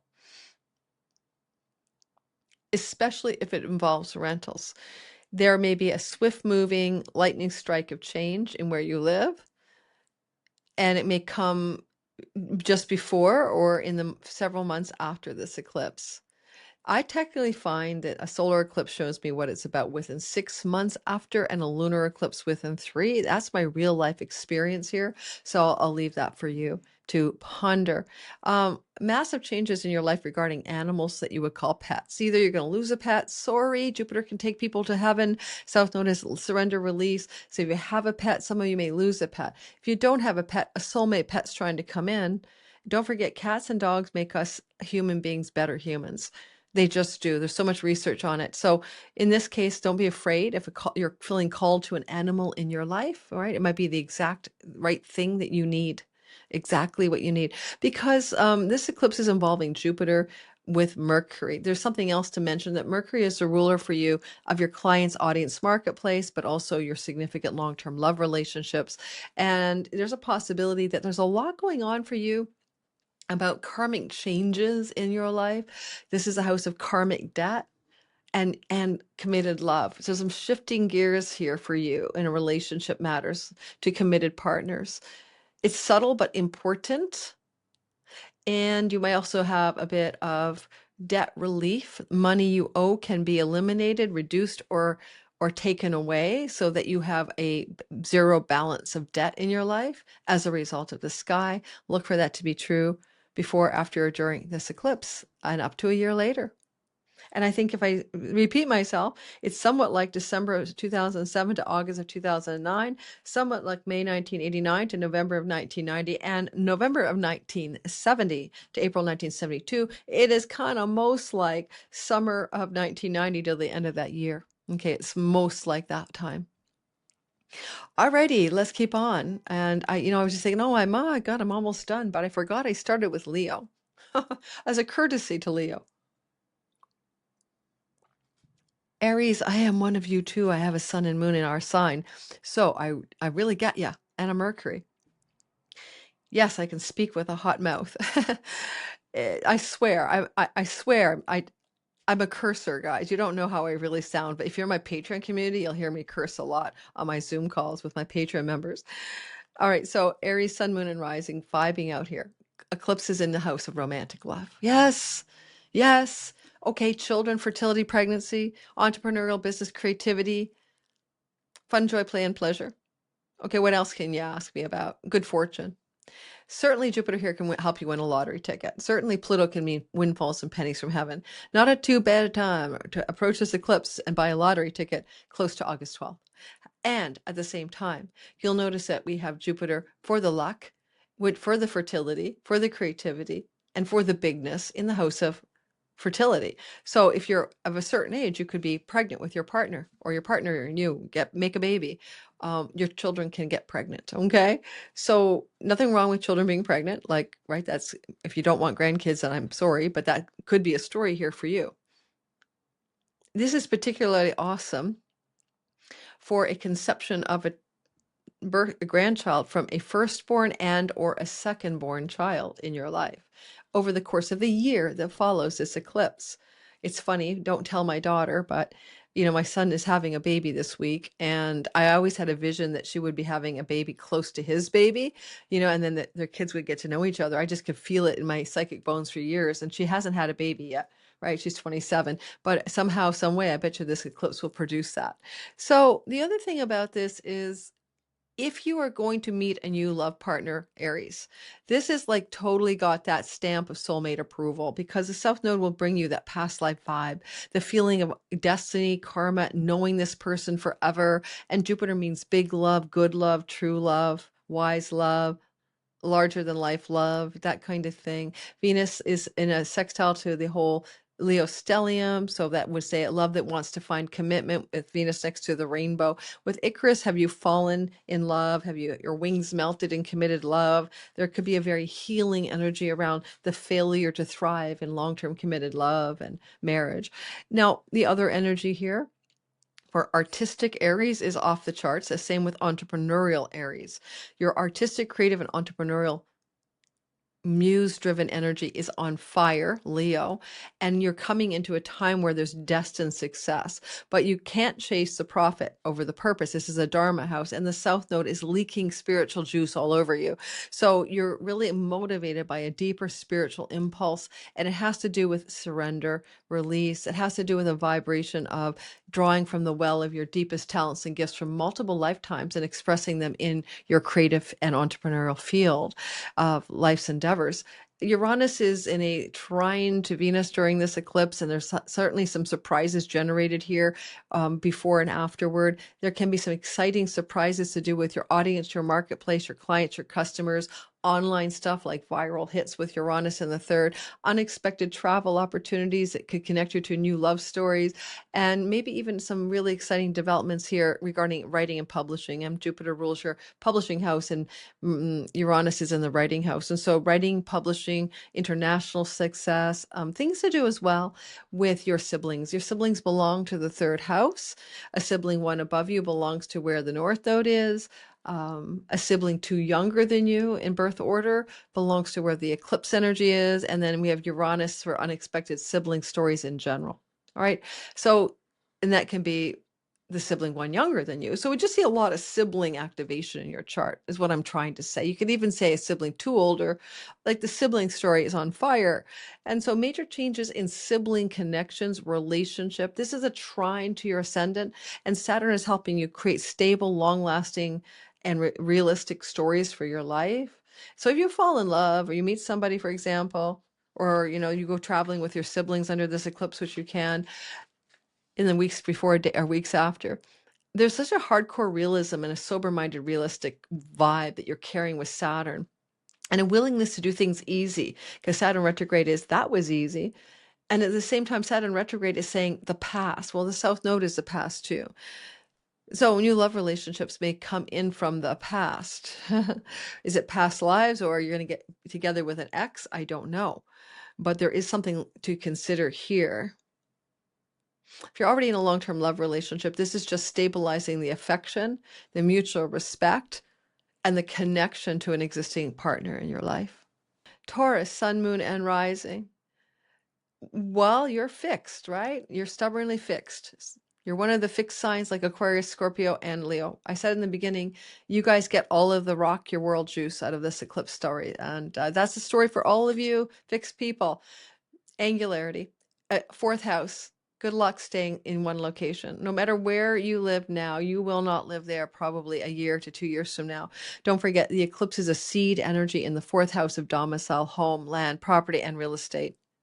Jupiter rules your house of inheritance. This is legacy wealth from father figures, son. Well, it can be the moon too. Legacy wealth from family of origin, Jupiter, ruling your eighth house of inheritance monies. And so therefore you could quite possibly receive some sort of money through your family of origin, upline, mom, dad, grandparents, whatever, coming trickling down the system towards you within a month before or so of this eclipse, and up to a year later. up to a year later. My Taurus daughter just did receive some money from her dad. It's more like a passing of some wealth while he's alive. So there's an example. But this energy continues to play out for up to a year and a half, 2 years, because we have an August eclipse next year in Leo solar as well. Solar eclipses, father figures being eclipsed from one's life, right? Usually. Now, Jupiter is luck, expansion, growth, large, prosperous, and luxurious energy. Mercury is commercial enterprise, so to buy or sell. So it's a good energy for those transactions to do with buying and selling of real estate. But with Venus in a sextile from your fourth to the sixth, it's also glorious opportunities to secure rental property opportunity, whether you're going to lease your own place out or lease a new place. And this eclipse can act like a catalyst for that. And yes, I'm not saying you're moving in August or changing your domicile in August. Don't forget, you got to give this baby at least till next August to show you its full hand. But some of you might be tempted to move sooner, especially if your Taurus sun or moon is closer to 20 degrees and rising.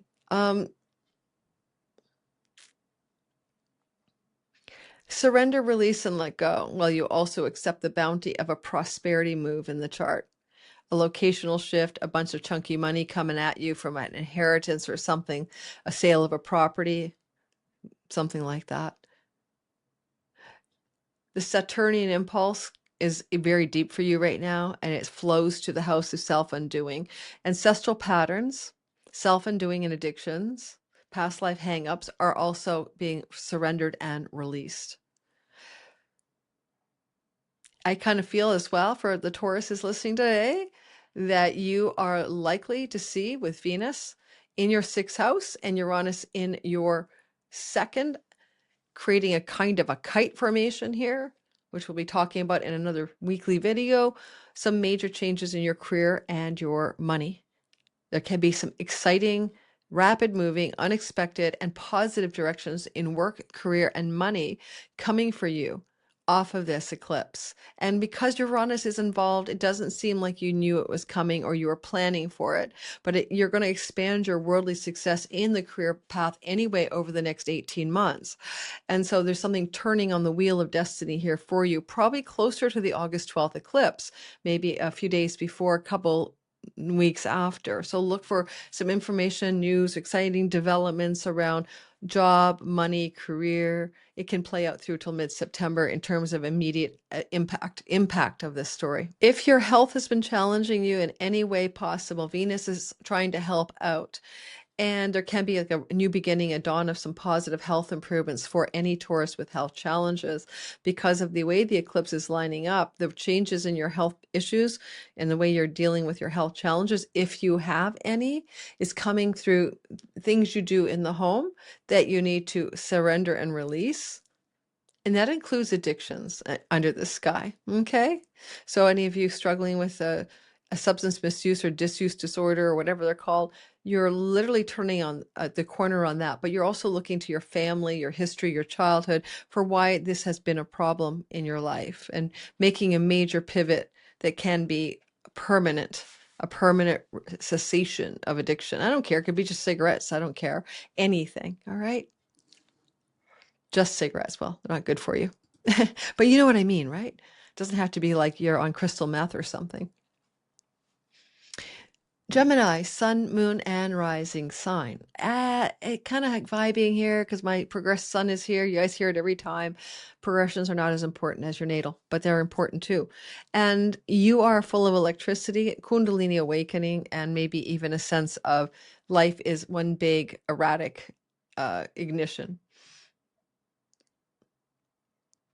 One of the things about becoming very intimate with Uranus, which you'll do for another 7 years, is that you are literally activating within yourself the power of the sky god.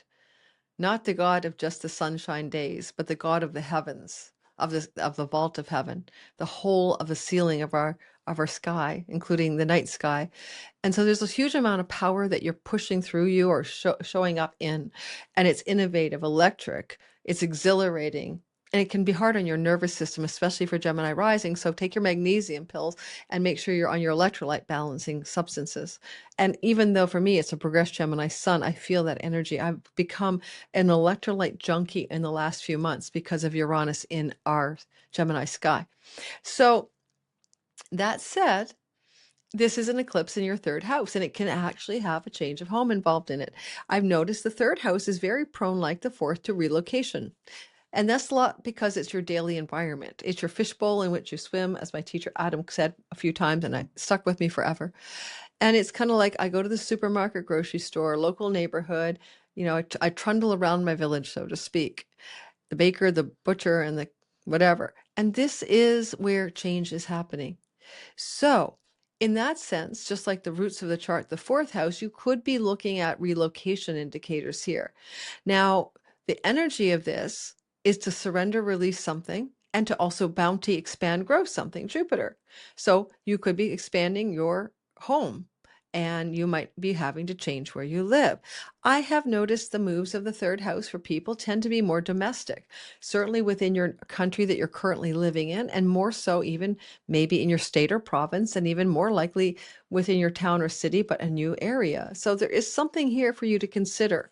And this is going to be playing out, about a month before and up to a year later.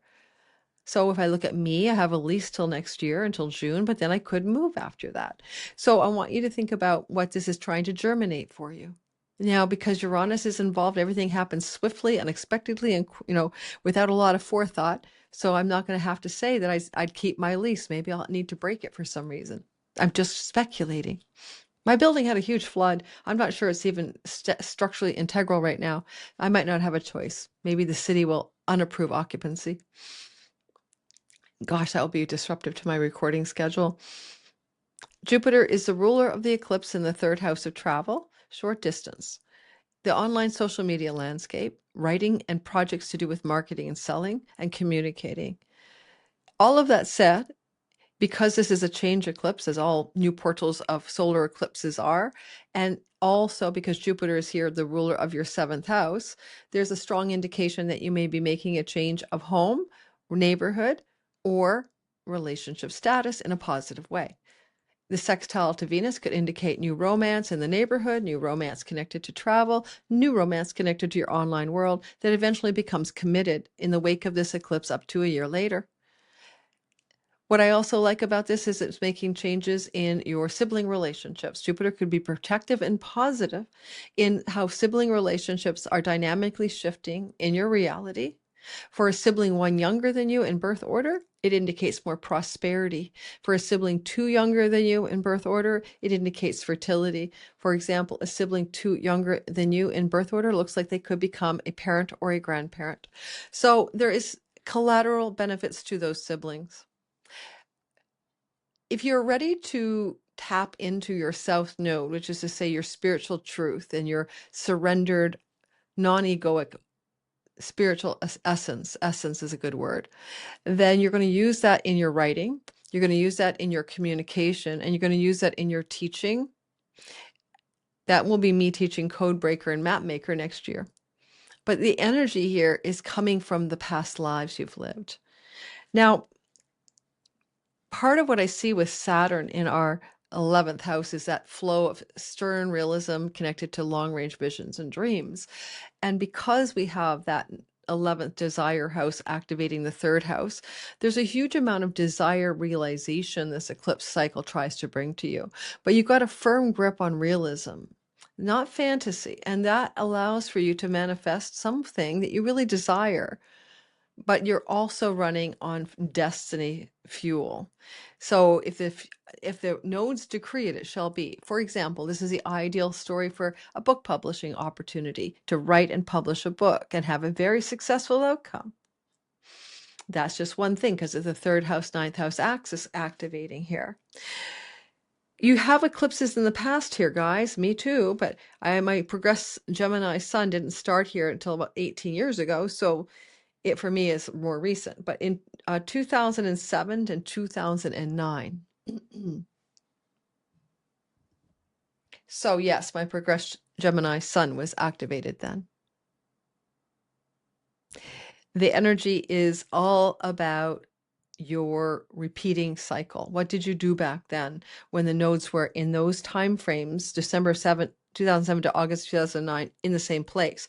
And we didn't have Jupiter there, but you might have a remembrance of that story, and you might be able to compare your notes.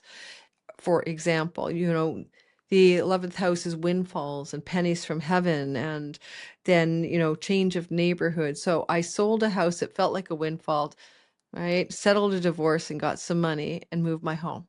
Everything about that time, 2007 end of year to the end of 2009, I can see what that looked like, and it may be similar.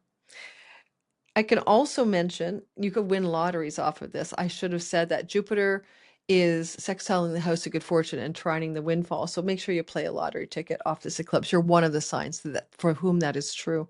But it felt like I won the lottery in 2008-9 because of what had happened to me. And then in May of 1989, to November of the end of the year 1990, the overlap is very similar, especially if you take like midsummer or August of 1990 to the end of 1990, you had South Node Jupiter and eclipses in the third house. So if you could go back to that time and ask yourself how that felt, you might be able to make some comparisons, some notes here about what your story would have been. I did not have this story then, right, because my sun wasn't progressed into Gemini. And in November of 1970 to April of 1972, the nodes were exactly going through again, Leo and Aquarius without Jupiter. And so there's some ways to compare some of the themes I've been outlining for us. If you are a single Gemini looking for a relationship, of course, Jupiter rules your commitment house and Venus is in the romance house. I touched on it very briefly. The rainbow of, the new dawn of a new day is here for you. So there's a possibility for that as well. And it's also possible to move in a completely new professional direction if it involves creative, artistic, muse-inspired stuff that also may involve entrepreneurial business choices. And that for some of you Geminis might unplug you basically completely from the corporate or 9-to-5 job world. So if that's up your sleeve as a thought of something you want to do, this can be extremely powerfully positive, and it can mean there's a huge amount of thrival and prosperity if you go in that self-directed employment business direction off of this eclipse. Alrighty? Oh my goodness. Not last, not least, Cancer, Sun, Moon, and Rising sign. We started with Leo, so we made it full circle right back to you. I kind of want to tell you it's time for you to figure out your money story, because Jupiter wants to make you rich. South Node wants you to surrender and release. You might have to release one money-making endeavor for something better and more beautiful to arise. You have Saturn in the 10th house. It's glorious. It's powerful because you're being a realistic dreamer about what you can create and what you want to create in your career. And with Venus down at the bottom of the chart, the beautiful home life, fertility in the home, love in the home. It's quite the lovely vibration for you guys. Ultimately, Jupiter and this eclipse can make you quite more prosperous in fated and destined ways. And Jupiter is a ruler of your 9th house. It's good for those of you who want to make money internationally in book publishing arenas, make money through being a guide, a coach, or mentor. Because Jupiter also rules your 6th house, it definitely points to livelihood money as opposed to winning money. So your job, your work, your purpose, your livelihood generates this flood of financial wellness. You could be letting go of one thing for this to happen. This eclipse will show you what you need to let go of. Because being prosperous isn't everything when Jupiter is in the 2nd house. You want to be purposeful and prosperous at the same time and align with your dharma and the meaning of your life. Venus, she loves to love, and she's in the home. And if you were looking for love, look no closer or further than your environment where you live. Close to home is where new love can come for all of you single Cancer, Sun, Moon, and Rising people. The 10th house Saturn, though, and the activation of the 2nd house, Jupiter ruling the 6th, these are Artha material resources and prosperity success coming from this particular eclipse. Raises, promotions, new jobs, success professionally, easier than harder, taking a step back from hard work to make work smart, not hard, your mantra. Uranus in the 12th house can bring sudden, unexpected lightning bolts of change connected to where you live. Now, if you're going to change your home, Venus will bring you a beautiful home, but also Jupiter can suggest a rental property. You may decide to move into a rental property. You may rent your own home out, but you may have changes in your home off of this story. Yes, you may. And it won't show up necessarily August 12th. You want to give it a good year after this eclipse to see if there's anything you're doing to change where you currently live. With Mercury ruling your third house, it's probably not a big deal. Like you're not moving to Siberia. You're moving somewhere new within your own community, within your own neighborhood, for example. For those of you who are kind of wanting to expand your money that makes money, your investments, your financial resources, your savings, if that's something you're trying to do, if you're wanting money to make money for you, then this is a very powerful story. This is where your investments, your parlaying inheritance money, spousal support money into a source of increase. This would kind of ask you to be more prosperous because you are relying more on passive income, royalty income, Google AdSense money. There's a shift on the focus between the hustle to the relaxation response of the 8th house. Just as some of you, not all of you, very few of you probably, could entertain a relocation that takes you to another country or to a very far off place, foreign place. I mean, there's a lot going on here that it can go both ways. But it doesn't have to be foreign. Like if you lived in LA, then New York City is a far offshore from where you currently live. So there's a sense that you might take a risk or a leap and want to do that. There's another eclipse here in Leo next year in the summer. So you've got like this year through till the, midway through 28 for some of these broader relocation changes to show up.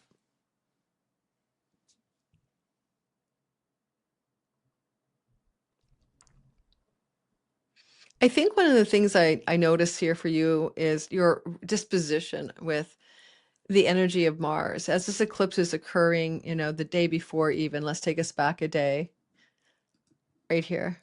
Yeah. You've got a Martian imperative, and Mars is quite impatient, or sometimes he's a little bit without mercy when he's in your Cancer sign, right? Emotions rule the day. And so you're very propelled around this eclipse, right? Energetically speaking, around rash or harsh emotional decisions. So I will give you some advice is to let this eclipse roll through you and slow it down. Take your time to let yourself digest what is happening here, because Mars will eventually square Saturn by the end of August into early September, and your cutting scissors energy at your life mate, your partner, at your children, at people who live with you, and in your career space is really sharp, right? So it's like you got a really like a rogue scalpel in your hand. So emotionally, your decisions are fraught right now, and you're going to unfortunately deal with that for 6 weeks. So under the heat of this eclipse, it is a hot eclipse. Be careful about rash decision making. Let this thing simmer and let it unfold over time. Mars rules your romance house, guys. So romantic love too can feel like really you could be hot under the collar around your romance life as well. It just takes some time not to make. I don't usually say this, but you guys, I see like, geez, by the time you get to September 1st, that Mars Saturn square coming off this eclipse, you might say, I'm quitting my job, I'm quitting my home, I'm moving out of my house, I'm quitting my spouse, I'm kicking my kid out the door to kick the can to the curb or whatever. So you got to think about your emotional disposition and give yourself permission to wait it out a bit, especially if it's about money stories as well, earnings and career, because this eclipse is trying to really improve your finances mostly, and may also improve your home and where you live. All right, that's what I got for you. Don't forget to like, subscribe, and hit the notification bell. Every year I teach Sky Reader in the fall. It's always in September. It's usually 6 weeks long, and this time we're going for 7. We're taking it a little slower, giving you a very kind of leg up first week, which we take the pieces of the sky and teach you to read them in a very constructive and well-paced manner. This is my favorite class to teach. When I teach Sky Reader, I always feel so excited because you have learned to read your own sky. You now know what your chart is all about, and you know how to read the basic language of astrology for your friends, family, and your children, whoever you want to share it with. No, we're not professionally certifying you at Lunatic Astrology, and I'm your teacher, Lori Lothian. We're teaching you to fish so that when you listen to me on YouTube and you're getting all of that guidance, maybe you can also get your own. You know, we don't want to move against the sky. We want to move with the sky. We want to move in the area of our lives that brings us flow and ease, because the sky supports that. And by having a knowledge of what the sky is saying and relative to our own natal sky, we are able to operate at a new level. That level is about flow. It is about not arguing with what is happening and moving in the direction of what wants to happen. It is so darn simple. Life is full of ups and downs, but if you know that there's a swamp, 2 doors away, and if you walk that way, you're going to get stuck in quicksand, you can avoid that. If you go to the left instead of the right, there's a beautiful meadow with a lake. Why not take that path? The sky is always grabbing us. It's called the grahas, or the grabbers. The planetary planets, like where they're going in the sky, the transits, that moving heavens, the moving stars, the map of time is a map of where we should avoid getting stuck and where we may move forward with freedom. And the grabber part of planets is that they're almost like celestial teasers, right? They want to grab us and make us move in a direction. Sometimes it's not in our highest and best good. And I don't mean in a conscious, malefic way. I just mean you can take something like Neptune and make it all about transcendence and spiritual union and high creativity and imagination. And you can take it all the way down to drug addiction, and destitution maybe, and even things to do with mental challenges, health challenges. So you can operate at all levels of every planet. In Sky Reader, we show you your highest potential. Now, this is an introductory class. If you want to come to Sky Reader to be your own astrologer and time your best life, then you're coming because you are curious astrologically. You're not coming because you've already taken some heavyweight courses under your belt. You're coming because you've been listening to my channel or other astrologers, and you've always had a curiosity about learning, and you always want to learn to read the sky, which is the map of time.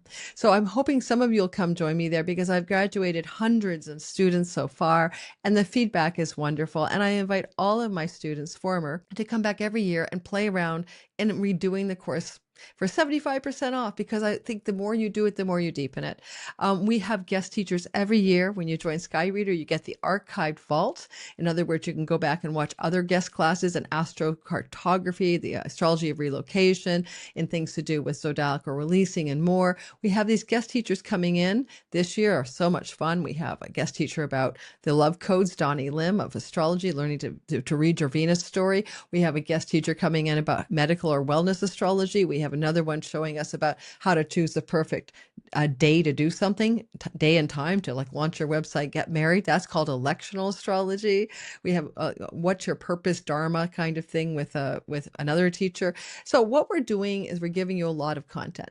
What you're doing is you're taking time to learn, but also to hold on to that content forever. It is evergreen. Once you have it, you never don't have it. If it's over your head at first, it won't be over your head when you take a second stab at it. Weekly Q&As, different time zones, so we can get people around the world in those Q&As. We alternate between evening and night every second week on Wednesday nights, and usually they're at 5:30 or 6 p.m. Pacific time. We also have the idea that the class itself is now happening at 9:30 a.m. in Pacific time on Saturday, starting on the 19th of September. So that's wonderful. We have a Facebook group and a Discord group that we have moderators running, where you can meet other people who are learning astrology, share your notes, and get to meet some new astrologically curious friends. Who knows, you might meet your soulmate there. And we're also taking you through a journey that is sequential, from learning to read the sky to being able to use 2 very profound timing tools to help you understand your reality and begin to move forward with ease and grace. The feedback from Sky Reader year after year has been phenomenal, and every time I teach it, I learn to make it more simple, more well-paced, and more easy for you to grasp. So I'm in 7 years of doing this. I think I'm getting it down finally to a fine art, thanks to you guys. I'm going to show you the website just so you see what it looks like. I'm now moving most of my content to lorilothian.com. It used to be somewhere else at Padaya. If you're there already, nothing is taken away from you. At this point, though, I'll show you the new website so you can take a gander at what the sky looks like over there, what my site looks like. And I hope to see some of you in class. I always say this, and I'm not making this up. You might probably think, oh, that's a sales pitch. Oh, I might not teach this next year. That's not true. I always wonder if I'm just going to retire and start to write books. And my agent wants me to write a book. And so I have a lot on my plate to get done in this life. Legacy is to leave a book behind. So for me, when I say I may not teach this next year, Lori may not teach this next year. Okay. All right. So this is the website, lorilothian.com. If you go /sky-reader, you'll be at the introduction to the course and the enrollment page. We're on a discount code right now until the end of July. Well, it's not a code, it's just a discount. There's 40% off the full price. And then in August, depending on when you hear this, there'll be another lower price, not as discounted as July's early enrollment price, but by September, it will go to full price. So make sure that you get in this class with a discount if that's something you're looking for. So you can see this beautiful website was created by my team. I think it's gorgeous. Learn to read your sky. And then there's a preview of what we have going on. So when you get into the course backdrop and you're there, you're going to have like stuff already waiting for you, a little tutorial on how to cast your chart in whole sign houses, free minis of the 12 houses PDF. And I have what I call your Astro Toolkit. And I'm always adding more stuff to that toolkit. You don't need a professional software. You can use Astrocom, astro-seek.com, time passages. These are free softwares. This is not requiring you to purchase professional software in order to learn in my course. And you'll see that we have the toolkit here. These are elements that go in, how to cast your chart in whole sign houses. These are already in the back end of the program. Your cheat sheet pack, 12 signs, 12 houses guide. This is just learning tools. This is all going to help you learn. For most classes, I'll be putting together a handbook to help guide you through each class, which is new this year, kind of a prompts, a questions, things to fill out so that you can use it as a kind of self-study tool, just print it out on a PDF on a computer. I'll aim to keep it black and white, of course, so you don't have to worry about color. And then we see that the Astrology 101 is we set you up really slowly. I call it the slow start, where we're really going to build the basic building blocks together so that when you come off of week one, you are like someone who went to kindergarten to learn the alphabet. You're going to have the basics in your toolkit, in your understanding already. And then we talk about the various parts of the sky, the big four, the 12 houses, dignity matters. Planets have dignity. You want to understand that. Otherwise, there's nothing you're going to understand without that. Dignity matters. We're also using whole sign houses, and this is ancient Hellenistic astrology. The focus will not be on the outer planets because we can't use them as time lords. And so it's not that there's anything wrong with the outer planets, but they're not good for timing your best life. Unless you want to live 248 years, says Pluto, 164 years, says Neptune, or 84 years, says Uranus. They're not the most timely tools, right? Solar returns is one of the things we do, and we learn about the perfection ages. Now, you may think I know all about my solar return and my perfection age. I don't think you do. I embed in some advanced tools there for you that you won't probably find anywhere else after like 8 years and thousands of clients, nonstop teaching and seeing real clients in the trenches. I have figured a few things out, and I always like to share what I figured out with you guys so that you can also use those tools the way I do. There's always bonus content here.